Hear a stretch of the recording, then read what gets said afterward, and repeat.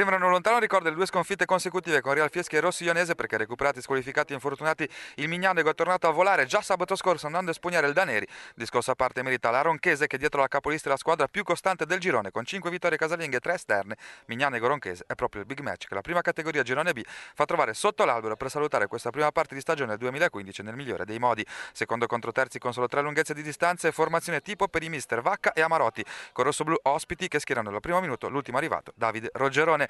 Ad illuminare il grigio pomeriggio del Negrotto la parabola al 12° di un brunelleschiano De Vecchi. Da Novaro schiaccia di testa, ma a negare l'1-0 c'è già Norzo. Decisiva questa parata addirittura miracolosa, quella del 25°, sempre su Novaro, sempre su colpo di testa, ma con coefficiente di difficoltà decisamente più alto. Sulla respinta lo stesso numero 9 non inquadra lo specchio della porta. Ma la gara è ufficialmente decollata e allora al minuto 34 arriva anche la risposta ospite sugli sviluppi di un corner di cross di Albrio per l'avvitamento di Romeo. Rivera a dir poco felino, ancora Romeo e Sfera fuori di poco.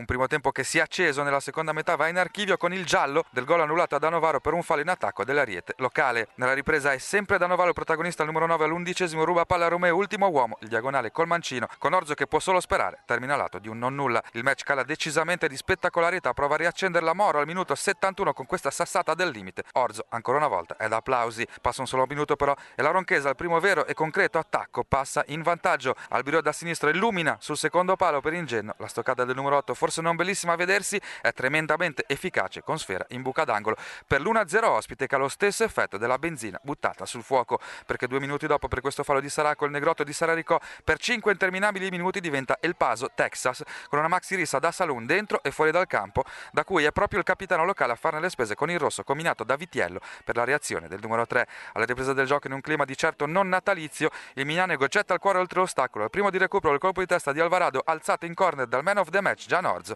e a mettere i titoli di coda all'incontro la conclusione alta sul corner conseguenti di Migiali. Dopo è tempo di festa per la Ronchese. Vince una Ronchese cinica e spietata, che ha sfruttato una delle poche occasioni avute nell'arco dei 90 minuti e si conferma come seconda forza del campionato. Da Simone Maggi gli auguri per un buon Natale e un felice anno nuovo.